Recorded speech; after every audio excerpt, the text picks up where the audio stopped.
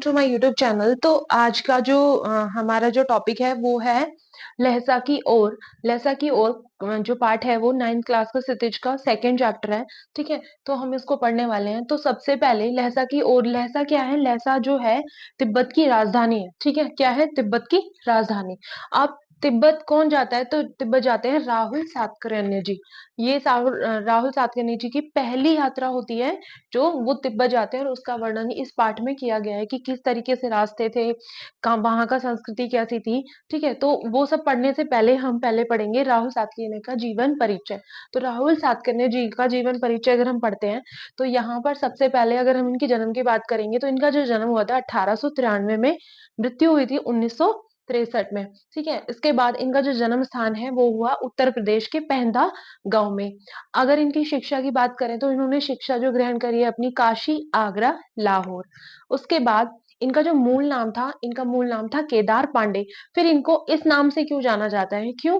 क्योंकि 1930 में ये कहाँ जाते हैं? श्रीलंका जाते हैं, और वहां क्या ग्रहण करते हैं? बौद्ध धर्म ग्रहण करते हैं। बौद्ध धर्म ग्रहण करते हैं, बौद्ध की शिक्षाओं को अपने अंदर समावेश करते हैं, उन पर चर्चाएं लिखते हैं। ठीक है, तो इसके बाद इनका जो नाम पढ़ा जाता है वो पढ़ा जाता है राहुल साकृत्यायन। इनका नाम पड़ जाता है किस वजह से? क्योंकि इन्होंने बौद्ध धर्म की शिक्षा ग्रहण करी। अब इन्होंने ना 150 से ज्यादा पुस्तकें ली, 150 से ज्यादा पुस्तकें लिखी। ठीक है, पुस्तकें लिखी। इनकी अगर भाषा की बात करें तो इनकी जो भाषा थी पाली, प्राकृत, अपभ्रंश, बहुत सारी भाषाओं पर इन्होंने काम किया। अब आते हैं कि ये किस तरीके के कवि थे। जैसे कोई उपन्यासकार कवि होता है, कोई कहानीकार होता है। जैसे प्रेमचंद जो है वो कहानीकार के लिए कहानी के लिए प्रसिद्ध है, भारतेंदु नाटक के लिए प्रसिद्ध है। तो राहुल सातकर्णी जी जो है सबसे ज्यादा यात्रा के लिए प्रसिद्ध है, लेकिन इन्होंने बहुत सारी कहानियां और उपन्यास लिखे हैं। तो इन्होंने आत्मकथा भी लिखी है, कहानियां भी लिखी है, उपन्यास भी लिखे हैं, जीवनी भी लिखी है, आलोचनाएं भी लिखी हैं, यात्रा वृतांत भी लिखी है। यात्रा वृतांत मतलब जो किसी यात्रा के बारे में जो वर्णन करते हैं। शोध रिसर्च भी इन्होंने बहुत सारी की है, बहुत सारी भाषाओं से इन्होंने जो है वो अनुवाद भी किया है। अब अगर इनकी रचनाएं की बात करें तो इनकी रचनाएं जो है मेरी जीवन यात्रा 6 भागों में लिखी है इन्होंने। दर्शन दिग्दर्शन लिखा है, 22वीं सदी लिखा है, वोल्गा से गंगा लिखा है, भागो नहीं दुनिया को बदलो, दिमागी गुलामी लिखा है, घुमक्कड़ शास्त्र। ये सारी जो है इनकी रचनाएं हैं। तो आई होप कि आपको इनकी जीवन परिचय के बारे में बहुत कुछ समझ आया होगा। चैनल तो आज जो हम पढ़ते हैं वो है लहसा की ओर, क्लास 9 का सेकंड चैप्टर। ठीक है, तो इसके अंदर जो है मैंने प्रीवियस वीडियो के अंदर राहुल सातकर्णी जी का जीवन परिचय आपको बताया था। तो इस वीडियो में क्या है, हम आगे इसका जो पाठ है वो पढ़ रहे हैं। ठीक है, तो यहाँ पर जो लहसा की ओर जो है ये पाठ किसने लिखा है? राहुल सातकर्णी जी ने लिखा है। इसका जो लहसा है, लहसा का अर्थ क्या है? लहसा जो है वो तिब्बत की राजधानी है। ठीक है, तो यहाँ पर राहुल जी क्या है, इस पूरे पाठ के अंदर क्या है कि जो राहुल सातकर्णी जी है जो, ये क्या है, इनकी प्रथम यात्रा का इसमें वर्णन आपको मिलता है। क्या मिलता है? प्रथम यात्रा का वर्णन। कब की थी इन्होंने प्रथम यात्रा? 1929 से 1930 में। यहाँ पर जब 1929 से 30 के बीच में जब ये यात्रा कर रहे थे तो भारतीयों को तिब्बत जाने की अनुमति उस समय नहीं थी। इसीलिए इन्होंने कैसे यात्रा करी थी? एक भिखमंगे के रूप में वहां पर ये गए थे। ठीक है, इसलिए जो यात्रा थी भिखमंगे के रूप में इन्होंने की। अब है आगे लहसा की, जब ये आगे बढ़ते हैं, ठीक है, तो इन्होंने अपनी जो यात्रा होती है ये करते हैं अपने सुमति की सहायता। सुमति एक जो उनका परिचित व्यक्ति होता है जो तिब्बत के आसपास ही रहता है। ठीक है, तो यहाँ पर फिर जब पाठ जो शुरू होता है, तो पाठ शुरू होता है लहसा की ओर जाने वाले रास्तों का इन्होंने अपने उस पाठ में क्या किया है? वर्णन किया है। आगे देखते हैं, नेपाल से तिब्बत जाने का जो रास्ता होता है, मुख्य रास्ता जो होता है वो बंद पड़ा होता है, लेकिन एक दूसरे रास्ते से ये लोग जाते हैं जो एक व्यापारिक रास्ता भी होता है। यानी कि भारत से जितनी भी वस्तुएं जाती हैं वो यहाँ से व्यापार करते हैं, और एक सैनिक रास्ता भी होता है। इसकी वजह से वहां पर जगह जगह पर पुलिस देखने को मिलती है, किले बने होते हैं, है ना, टीले बने होते हैं, पुलिस की चौकियां बनी होती है। इस तरीके के रास्ते का इन्होंने अपने पाठ में वर्णन किया। फिर आगे ये आगे थोड़ा बढ़ते हैं जब, तो देखते हैं एक दुर्ग आता है। दुर्ग होता है किला। ठीक है, तो एक चीनी किला होता है, वहाँ पर जो लेखक है वो क्या करते हैं, चाय पीने के लिए ठहर जाते हैं। जब आगे जाते हैं तो जब चाय पीने के लिए ठहरते हैं तो वहाँ पर ना उस संस्कृति का, तिब्बत की जो संस्कृति होती है उसका वर्णन करते हैं। वो बताते हैं कि यहाँ पर तिब्बत में क्या है कि कोई भी जाति-पाति जैसी कोई भी समस्या नहीं है, वहाँ पर छुआ-छूत नहीं है, बिल्कुल भी सभी को समान अधिकार मिलते हैं। औरतें जो हैं वहाँ की बिल्कुल भी पर्दा नहीं करती। और बताते हैं कि भिखमंगे जो होते हैं, अगर जो यहाँ के लोग भिखमंगों को बिल्कुल भी चोरी के डर से घर में घुसने नहीं देते। क्यों? क्योंकि इनको डर होता है कि कभी कोई चोरी ना कर ले या किसी तरीके की कोई घटना ना हो जाए। लेकिन अपरिचित व्यक्ति, यानी कि अगर कोई ठीक-ठाक देखने में लगता है। अपरिचित व्यक्ति को क्या करते हैं, जाकर चाय बना सकते हैं। अपरिचित व्यक्ति अगर चाय बनाना चाहे, तो यहाँ पर अपने लिए जाकर चाय बना सकते हैं, ठीक है? चाय बना सकते हैं या फिर जो बहुएँ हैं, औरतें हैं, उनको चाय बनाने का सामान दे सकते हैं, वो आपके लिए चाय पकाकर दे देगी। अगर वो भी किसी को लगता है कि हम सामान दे रहे हैं और मक्खन और जो नमक है, उसको दे रहे हैं अगर किसी को ऐसा लगता है कि हमने जो सामान दिया है उसको वो पूरा उस चाय में नहीं डालेंगी, तो आप जाकर जो है रसोई में जाकर देख भी सकते हो। तो वो चाय कैसे परोसते हैं, वहाँ पर केतली में परोसते हैं। तो यहाँ की इन्होंने संस्कृति का वर्णन किया है कि इधर की संस्कृति कैसी है। इनकी संस्कृति कैसी है, बहुत अच्छी संस्कृति है, यहाँ पर छुआ-छूत नहीं है, औरतें पर्दा नहीं करती, भिखमंगों को घर में नहीं घुसने दिया जाता, अपरिचित व्यक्ति जाकर चाय बना सकते हैं, वरना वहाँ की औरतें, बहुओं को आप सामान दोगे, वो आपके लिए चाय पकाकर दे देगी। फिर आगे जो लेखक है वो आगे पहुँचते हैं, यहाँ पर थोला के आखिरी गाँव में, ठीक है? यहाँ पर सुमति जो होता है वो लेखक का मित्र, मैंने आपको पहले भी बताया, तो ये लेखक का मित्र होता है जो वहाँ पर तिब्बत को, आस-पास के इलाकों को बहुत अच्छे से जानता है, ठीक है? तो ये वहाँ मिल जाता है उसको, तो वहाँ पर ना सुमिति की बहुत अच्छी जान-पहचान होती है, जिसकी वजह से ना लेखक अभी भिखमंगे के रूप में होता है, फिर भी उसको एक अच्छी जगह रहने के लिए यहाँ पर मिल जाती है, ठीक है? क्यों मिल जाती है? क्योंकि एक तो सुमति के परिचित व्यक्ति होते हैं और भिखमंगा होता है, तो फिर भी उसको बहुत अच्छी जगह मिल जाती है। लेकिन अब लेखक बताते हैं कि जब वो 5 साल बाद जाते हैं, 5 साल बाद कब जाते हैं? यहाँ पर 5 साल बाद 1900 34-35 में जब वो जाते हैं, तो वो बताते हैं कि जब मैं 5 साल बाद अच्छी वेशभूषा के अंदर, है ना? अब अच्छी वेशभूषा पहन के, मतलब घोड़े पर सवार होकर जब तिब्बत जाता हूँ वापस से, तो मुझे रहने के लिए अच्छी जगह नहीं मिलती। तो इसके पीछे का इन्होंने कारण क्या बताया है कि इस बार मेरे साथ सुमति नहीं था। मतलब मैं एक अपरिचित व्यक्ति था, मुझे कोई नहीं जानता था। पिछली बार जब आया था, तो सुमति के व्यक्ति थे वहाँ पर, इसलिए मुझे दंगे में भी जगह मिल गई, ठीक है? लेकिन इस बार नहीं मिली। एक रीज़न तो ये हो गया। दूसरा जो कारण था, वो था कि लेखक कहते हैं कि जो वहाँ की जो मनोवृत्ति थी, यानी कि जो लोगों के दिमाग की सोच थी, वो शायद इस समय बदल चुकी थी। अब थोड़ा-सा यहाँ पर बदलाव देखने को मिला। दूसरा कि यहाँ पर जो रात में जो लोग हैं, वो क्या है, अ, बहुत ज़्यादा, मतलब शराब वग़ैरह, मदिरा वग़ैरह पीकर रहते हैं, तो बिल्कुल भी वो किसी पर ध्यान नहीं देते। तो इतनी चीज़ें आपको बहुत अच्छे से समझ आई होगी, ठीक है? तो यहाँ पर कोई दिक्कत नहीं है। अब इसके बाद लेखक क्या है, आगे बढ़ते हैं। आगे जब बढ़ते हैं तो हाँ, तो अब क्या होता है कि अब लेखक को क्या करता है, टाडा धोला पार करना था, जो सबसे खतरे की जगह होती है। अब एक रास्ता होता है जो दोनों तरफ, मतलब एक पहाड़ी होती है ना, तो दोनों तरफ क्या होती है, खाइयाँ होती है, और ये सबसे ज़्यादा खतरे की जगह होती है।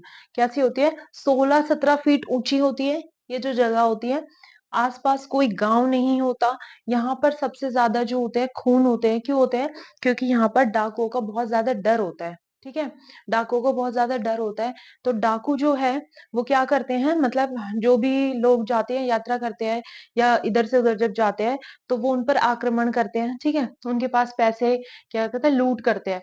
तो इस तरीके से, और जो उनके पास वहाँ पर क्या होता है, किसी हथियार का कोई कानून नहीं होता।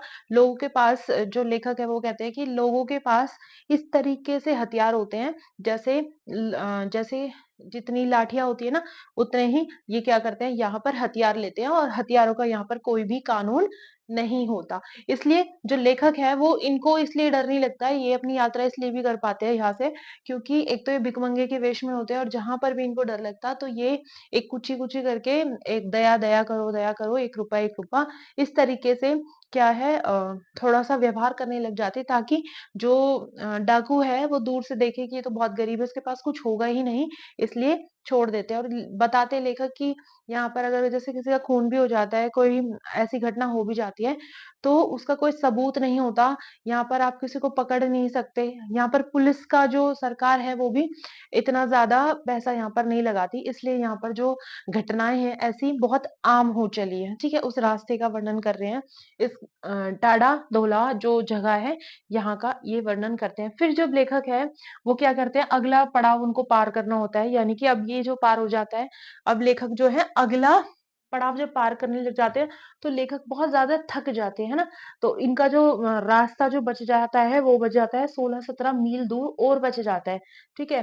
तो इसमें ये क्या कहते हैं, सुमति जो इनका मित्र होता है, उनसे कहते हैं कि अब नहीं चला जा सकता क्योंकि इन्होंने पिट्ठू भी मतलब सामान भी लादा हुआ था। तो इन्होंने कहा कि सुमति से क्या कहा कि 2 घोड़े हम ले लेते हैं और उसकी सहायता से हम अपना आगे का रास्ता पार करते हैं, ठीक है?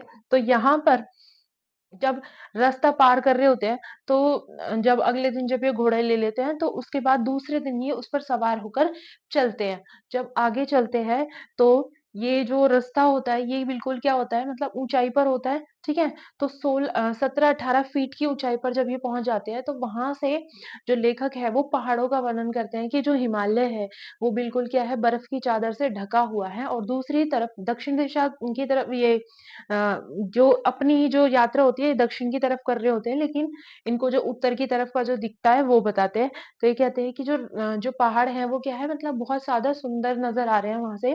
कुछ जो है हरियाली बिल्कुल भी नहीं है क्योंकि थोड़ा ठंड का समय बताया इन्होंने, ठीक है? उसके बाद जब थोड़ा आगे चलते हैं तो उस पर चलना क्या हो जाता है मुश्किल हो जाता है। पहले लेखक को लगता है कि जो उनका घोड़ा है वो क्या है थोड़ा थका हुआ है ना? इतना ऊपर इसलिए नहीं चल पा रहा, लेकिन उनका घोड़ा क्या होता है बहुत सुस्त होता है और सुमति का घोड़ा क्या होता है अच्छा होता है, वो आगे निकल जाता है और लेखक जो है वो धीरे-धीरे उस घोड़े पर बैठकर अपनी यात्रा पूरी कर रहे होते हैं। तो कुछ समय बाद क्या होता है कि आगे जाकर ना 2 रास्ते आते हैं। सुमति को तो पता होता है क्योंकि वो परिचित जगह होती है उसके लिए, लेकिन लेखक को बिल्कुल नहीं पता होता कि कौन-सी सही दिशा है। तो वो जो दूसरी दिशा ले लेते हैं, दूसरा रास्ता ले लेते हैं, तो वो डेढ़ 2 किलोमीटर चलने के बाद उनको पता चलता है कि ये उसने गलत रास्ता ले लिया, तो फिर वो उस रास्ते से वापस आते हैं और फिर सही रास्ता चुनकर सुमति तक पहुँचते हैं। जब तक सुमति तक पहुँचते हैं, तो सुमिति वहाँ तक 2-3 बार क्या है चाय पी चुके होते हैं और बहुत ज़्यादा एक मंगोल जो जाति होती है उस पे उसकी जाति के होते हैं वो, तो वो बहुत ज़्यादा ना गुस्से में नज़र आ रहे थे। तो लेखक कहते हैं कि मंगोल जो है वो वैसे ही इतने मतलब गुस्से वाले होते हैं तो अभी लाल होते हैं और अभी उनका चेहरा देखकर कैसे लग रहे हैं बहुत ज़्यादा गुस्से में। लेकिन इन्होंने कहा कि सुमति का गुस्सा जैसे ही बहुत जल्दी आगे बढ़ता है, वैसे ही बहुत जल्दी कम भी हो जाता है। ठीक है? तो यहाँ पर इनकी इस चीज़ का वर्णन करते हैं। फिर जो है आगे पहुँचते हैं, अब आगे कहाँ पहुँचते हैं? यहाँ पर लडकोर पहुँचते हैं। लडकोर क्या है? एक जगह है, ठीक है? यहाँ पर बताते हैं कि इसके पास में ही क्या है? एक तिगड़ी समाधि है, ठीक है? जहाँ पर सुमति के यजमान जो हैं मतलब जान-पहचान वाले बहुत ज़्यादा हैं यहाँ पर भी। तो यहाँ पर ये क्या करते हैं, सुमति क्या है, कुछ ना गंडे बनाते हैं। गंडे मतलब जैसे धागे का जो चीर कर उसको वो करा जाता है, तो बुद्ध की जो वो होते हैं ना वचन होते हैं, उनको ही करके ये क्या करते हैं सब में बाँटना चाहते थे। कौन? सुमति। तो यहाँ पर सुमति जाना चाहते थे अपने परिचित व्यक्तियों के पास, लेकिन लेखक क्या है उनको मना कर देता है बहाना बनाकर कि हमें जितने भी रास्ते में आते हैं हम उनको बाँट देते हैं। आप मत जाओ। लेखक को लगता है कि बहुत ज़्यादा समय लग जाएगा, इसीलिए क्या है 2-3 हफ्ते लग जाएँगे, इसीलिए लेखक उसको बहाना बनाकर टालने की कोशिश करते हैं और वो आगे चलते हैं। जब आगे चलते हैं तो तिब्बत की जो ज़मीन है उसका वर्णन लेखक करते हैं। लेखक कहते हैं कि यहाँ पर जो ज़मीन है वो क्या है? मतलब ज़्यादातर जो बुद्ध की जो समाधि है उनमें ज़्यादा बटी हुई है। दूसरे ज़मींदार जो लोग हैं उन पर खेती भी करते हैं। खेती कैसे? खेती करना यहाँ पर थोड़ा इन्होंने आसान बताया कि जो इनके जो बेगार हैं यानी कि जो खेती करने वाले जो किसान हैं इनको बेगार में मतलब ऐसे ही खाने पे मिल जाते हैं जो पैसे नहीं देने पड़ते, ठीक है? वहाँ पर जो राजा होते हैं ना वो भिक्षु नम यानी कि भिक्षुओं को वहाँ भेजते हैं ताकि वो देख सकें कि मॉनिटरिंग कर सके कि मतलब यहाँ पर अच्छे से खेल रहे हैं या नहीं कर रहे हैं, इसलिए इनको यहाँ पर भेजा जाता है। तो जो हमारे जो लेखक होते हैं वो भिक्षु होते हैं, तो भिक्षु नम से ही बनकर वो भी ऐसी जगहों पर जाते हैं। तो इस चीज़ का ये इस तरीके से मतलब उठा पाते हैं कि पाते हैं। फिर थोड़ा-सा और आगे चलते हैं लेखक, तो थोड़ा-सा और आगे चलते हैं तो लेखक देखते हैं कि एक एक जगह पर आता है कंजूर मंदिर, ठीक है? यहीं पर कंजूर मंदिर आता है, जो कि जिसमें मतलब जो बुद्ध की जो ये वचन होते हैं, बुद्ध के जो वचन होते हैं वो वहाँ पर लिखे होते हैं मतलब मोटी-मोटी किताबें होती हैं। कितनी होती है? 103 पोथियाँ होती है। पेपर में पूछा जाता है क्वेश्चन कि कितनी पोथियाँ होती है? तो 103 पोथियाँ होती है, ठीक है? अब लेखक उनको देख के ना बहुत आकर्षित हो जाता है और वो क्या करता है उनको पढ़ने की उसके अंदर इच्छा आती है। अब जब इच्छा आती है तो अब सुमिति का उसको ख़्याल आता है कि सुमित तो मुझे रुकने नहीं देगा। तो वो सुमिति को क्या कहता है कि तुम्हें क्या करे ये बात ना कहाँ मैं क्लास में ही तो आ करो वहाँ जाओ तो मैं बहुत बताऊँ लेखक को यहाँ पढ़ने का शौक हो तो तीर जाता है। लेकिन लेखक को पूरा नहीं पाता 2 बजे तक सारा ले लगता है कि यहाँ पे कहेंगे बहुत जाएगा वो जल्दी आ